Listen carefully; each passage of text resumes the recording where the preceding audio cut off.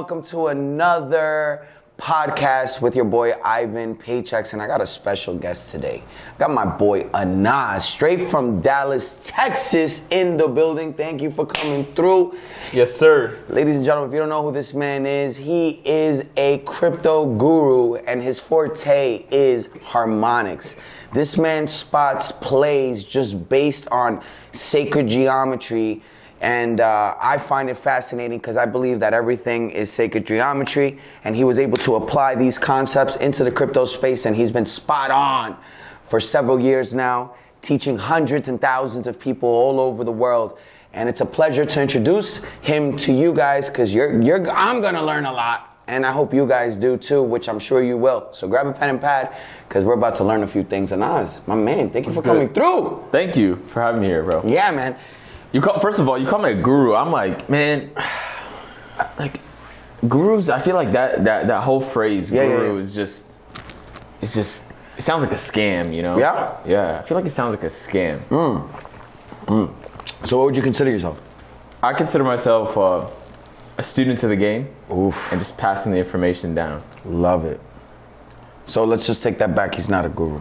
Not a guru, not at all. No. I think you are, bro, because you're really good at doing what you do. Of course. I think, bro, you know what? Listen, I go to a gym called the Goat Shed. You know? Yeah. And is everyone a goat that goes to the Goat Shed? Nope. No, but we want to believe that we're fucking working to be goats. Now, don't get it twisted. There's some fucking goats in that Goat Shed. Not everybody in the Goat Shed is a goat, but we have the opportunity and possibility, the information and the knowledge to all become goats. I just think that we are all great in our own way. Facts. Listen, ANAS, you're a fucking guru. I want you to say it on this podcast with me. I'm a fucking guru. It's all about belief, baby. Oh, I think I'm better than the guru. I feel like guru, you know, it's... So what are you? I'm a student to the game. A student to the game. You know, you gotta stay humble. You know, I feel like when you put yourself as like on a pedestal, you're a guru, people look up to you. Right. You just gotta stay humble. Stay humble, baby. Exactly. I like that. You know, like you gotta know you're great. Like what does Muhammad Ali say? He says, "I knew I was great before I knew I knew I was great before I was." I think that's how it goes, something like that. Yeah. You know what I mean? I know I'm good. I know I'm great. I'm good at what I do. But what did Muhammad Ali say? Muhammad Ali? He said something. I don't know. He was good. He was great. He knew he was good. Right. But I'm going to challenge that. What if we stop fucking being humble and fucking go out there and kill shit and believe that we're the best at what the fuck we do?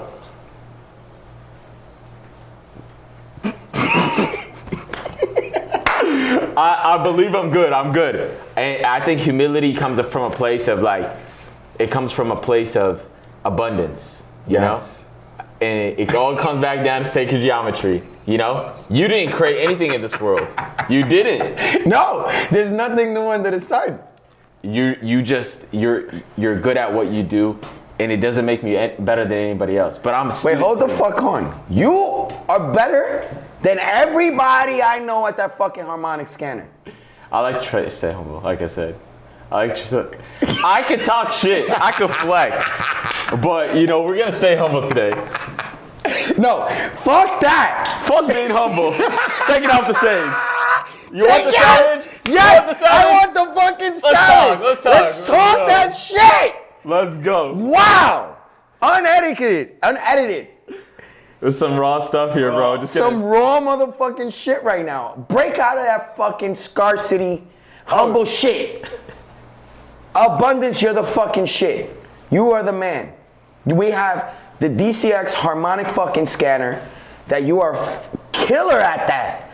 You're bro, tell me about it. I know, man. Tell me about it. It's your time to tell me about it. Man, harmonics it's a very interesting subject, and it all comes down to understanding emotions and people and how we do everything on our daily life, you know, like sometimes, you know, you might get right. Go ahead, baby. Interrupt the calls. But come on, So harmonics, it comes down to emotions. So like, if you think about it, us as human beings, we have habitual patterns, right? So you might go to the gym every single morning, you might have a coffee every morning, but we like to do things in habits, okay? And if you start to expand your view of things, you get a group of people to do business together. You have a corporation. Yes. That corporation is following the same emotional patterns. Yes. Right? They're spending money in certain ways. Right. You get a bunch of companies together. Now you're looking at the economic view of a certain country. Right? Mm-hmm. The cool thing about what we have going on right now with Bitcoin, it's not a single country currency. Mm-mm. It's the global economy in one coin.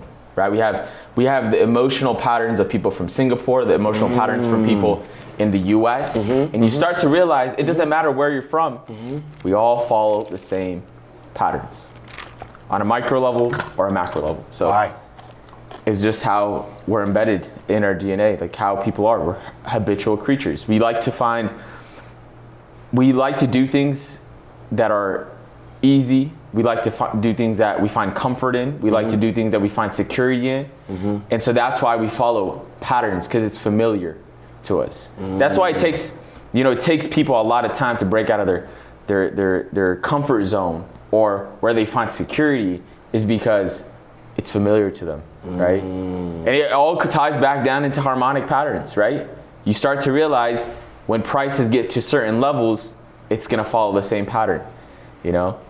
And I've doubted it sometimes. I'm like, oh no, it's not gonna work. The pattern it's just the way the market's set up right now. It follows the pattern. So I realized just trust it, you know? Trust the freaking pattern. Trust the pattern. Okay, so now, what is it about this harmonic scanner that catches these plays? What exactly? Like, what do you look at on these charts? What are you looking at these charts? So what does this harmonic scanner do? So it honestly comes back down to, like, I remember when I first got started in trading 6 years ago, and I got tied up with Chris Terry, obviously the CEO of the company. He was talking about how, we were talking about Forex and indices back in the day, and I started to realize it doesn't matter what currency we're looking at. It's gonna follow the pattern based off of like Fibonacci ratios, right? Emotional cycles, right? When people get too greedy, the market is extremely overextended. When people are fearful, the market is extended in a bearish movement. So it's just following an emotional pattern of the way people think about money. Okay, so what is the harmonic scanner doing? It's finding these patterns. It's telling us when to get in, when to get out, and it's identifying for us. So that's the cool thing about it. It's like you don't really have to do much, except once the pattern is literally served to you on a plate, you look at it, and if you find what it is that you're looking for, you're in for a nice little journey. So, boom, you open up the harmonic scanner.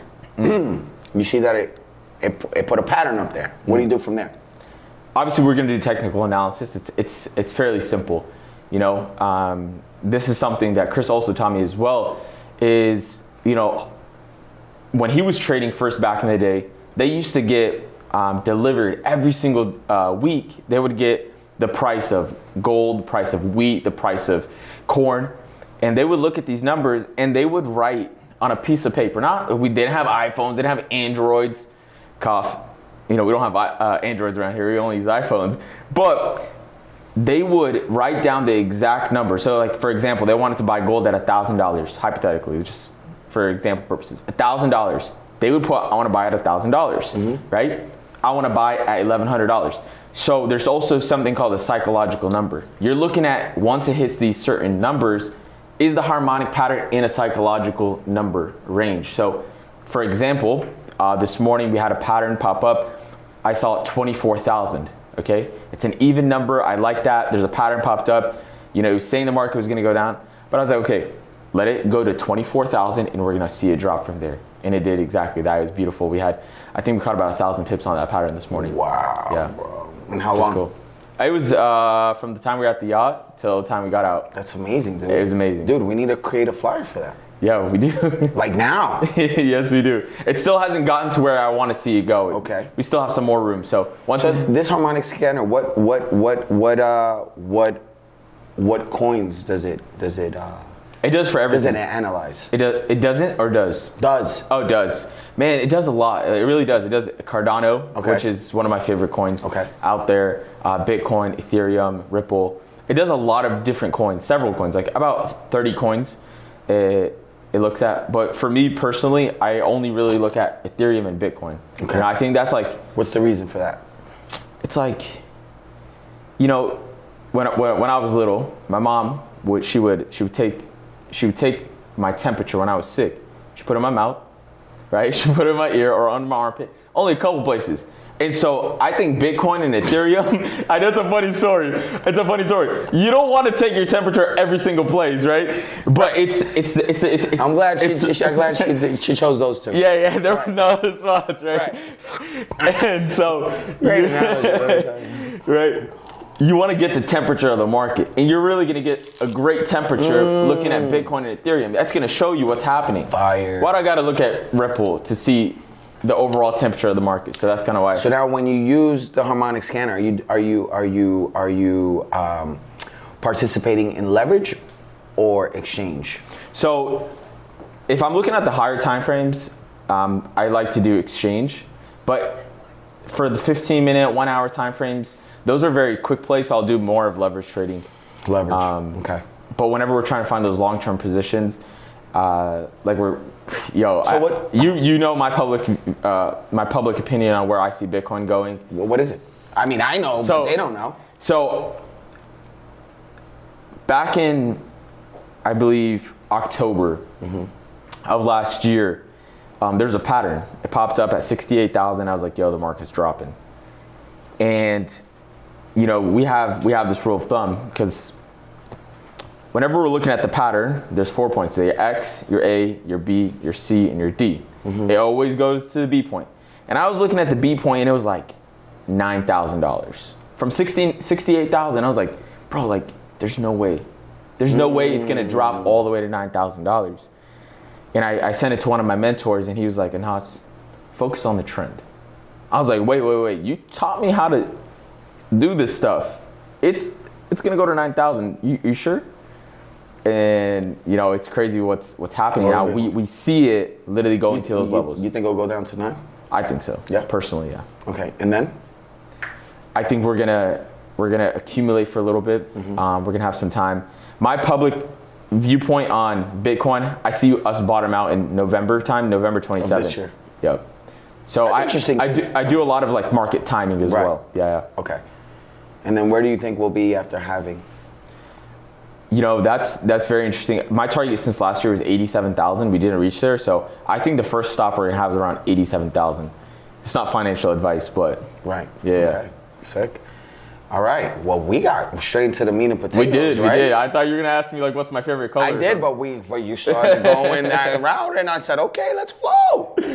Yeah. So I have a lot of like passion for this stuff, so it's like I cut to the chase. Yeah, cut the BS. All right, so let's get into this then.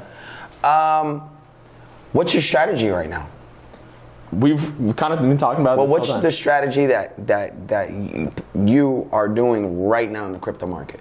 Okay. Oh, so like how I'm accumulating. Yeah. So I exited a lot of my positions earlier last year, some of this year. My strategy when it comes to crypto right now, I know a lot of people talk about dollar cost averaging, but you know, I'm so confident with where we're going that I'm not willing to buy any Bitcoin under $10,000 or above $10,000. As long as once we get above or under $10,000, that's when I'm going to be dollar cost averaging into the markets. I'm going to be buying some DeFi projects. I'm going to be buying obviously Bitcoin, Ethereum, and some of these top 100 coins. So let me ask you this. Let's say in the future, Bitcoin is going to be 200,000, 150,000, right? Do you think it really matters whether we buy at if we DCA from 20,000 all the way down to your 9,000?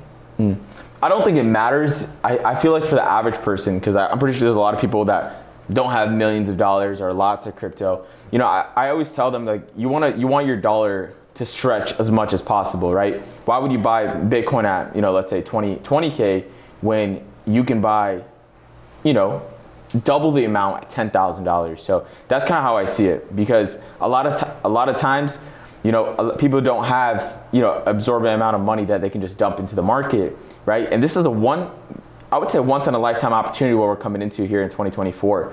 So you got to play it smart. I wouldn't say dollar cost averaging is a bad idea. You obviously want to have some skin in the game, but like you really want to like get that big position at under $10,000. You know what's one of the biggest hurdles that I see that happen to most people that wait for the perfect time to buy? They don't get in because life happens. There's a sickness, there's an illness, there's a emergency, there's a new house, there's a kid, you know, there's a newborn, there's a accident, and then what happens? All the money that they were saving for the dip, gone. So it's like what I've noticed in this world is just like if you give somebody like a daily routine or just that habit, they'll be able to like put that in their regimen or put that into their budget. And then even if they don't get the most optimal entry, but at least they're in, you know? And I feel like that for most people, for 98% of the world, that just works wonderful. It's beautiful. I think it's actually beautiful for dollar cost averaging. Because most people, bro, they're not gonna know when to pull the trigger. They're gonna be like, man, this might go down more. Of course. 9,000? Right. Oh, it's gonna go down to 3, yeah. And then they stay there and they wait and then they just analysis on paralysis. Facts. Intelligence on ice. And I'm like, forget that, bro. You have a different personality. Right. You're ready to go in. Yeah. I think that like also it's a beautiful thing to dollar cost average, but you know a lot of times what could happen if you think about it, the emotional aspect of it. Let's say you start averaging at 20K, they buy at 18, 15, 16. By the time we get down to like $8,000-9,000, they're like, man, I'm just losing money. I should stop. Let me just pull out my money, right? People get emotional like that. They do get very emotional. And it's not gonna be just like, you know,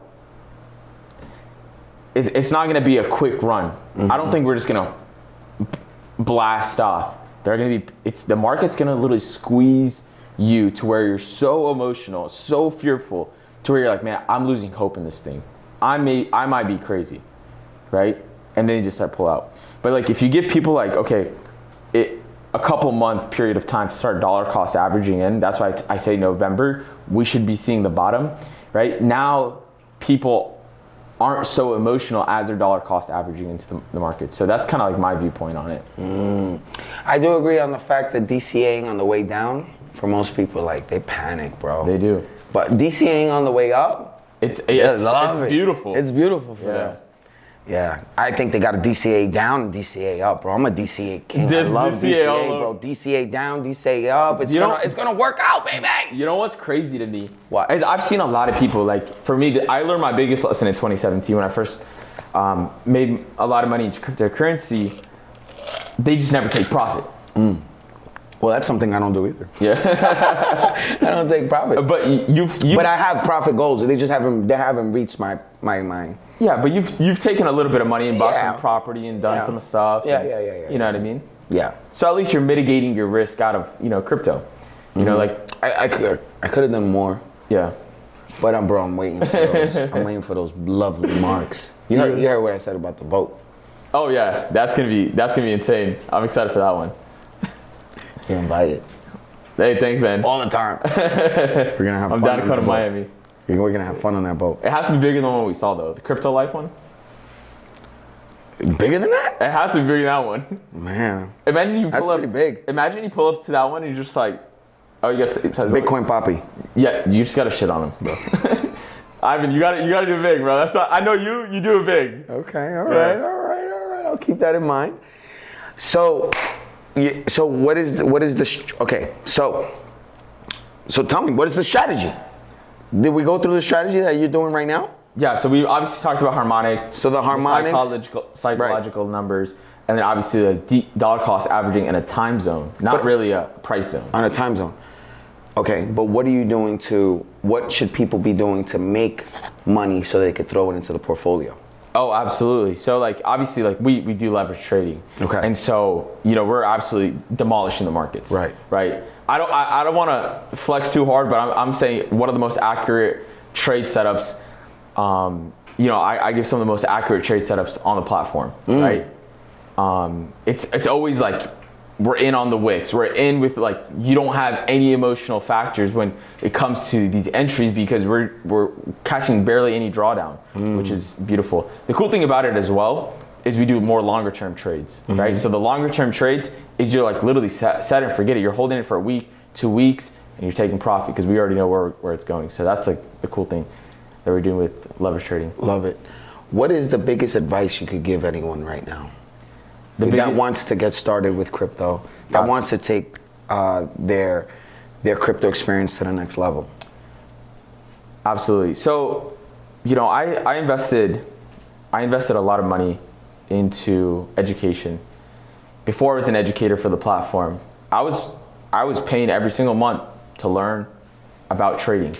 I remember watching, you know, so many different people, right? I remember watching so many different people and just like learning bits and pieces of information. And then like the opportunity came in 2019 before you know, COVID happened, and I just applied all that information at one time and just results. And, you know, now I'm here, so it's beautiful.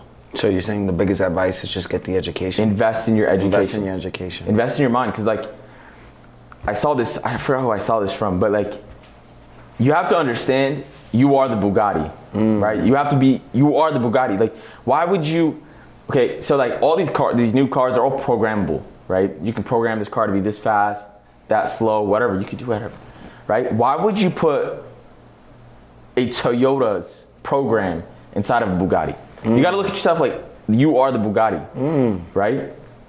You can't put that Toyota programming in it, right? So is a Bugatti humble? Bugatti is... Or is it loud? It's loud. Is it tough? It's loud and tough. Is it rough? But it's only taken out twice a week.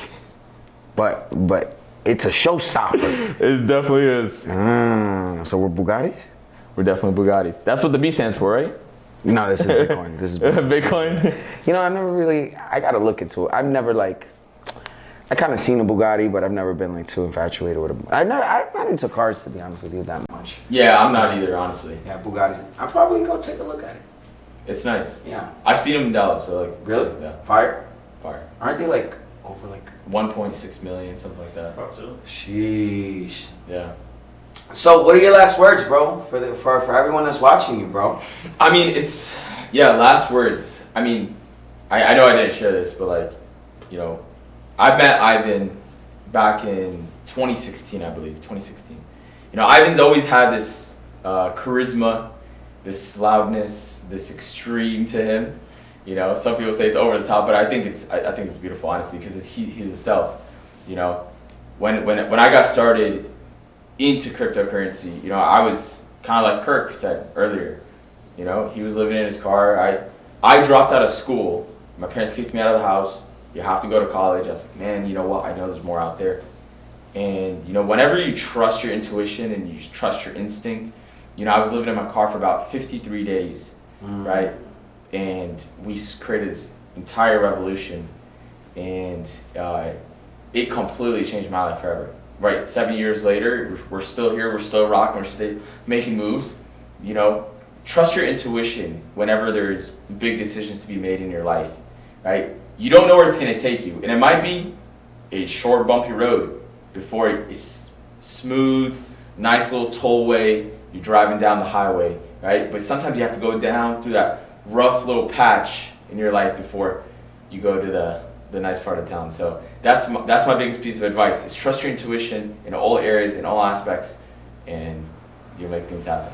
I must say, I love your advice. What the hell did that have to do with me being loud? Oh, I don't know. The reason is... You just wanted to say that? No.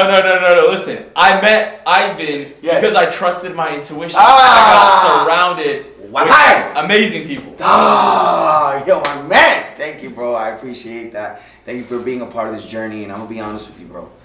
You see how we started this fucking podcast? Yes, sir. And we were talking about being humble? Yes, sir. Fuck the humbleness. Go get yours. Because you know what? At the end of the day, all these trades that are being called out because of the harmonic scanner, because it's sacred geometry. Think about the lives that we can impact if we were louder. Facts. Fuck being humble, bro. Fuck that shit. We got lives to change. So let's go out there and get it. And throw those fucking glasses on the floor more often. Let's go. All right, let's go, bro. Thank you so much, bro. I appreciate you. Wait, what the fuck? Oh, what's going on? I read the book of Gucci. I didn't see this part. Ladies and gentlemen, thank you for another fucking show with Ivan Paychecks. Till next time, peace out. We out.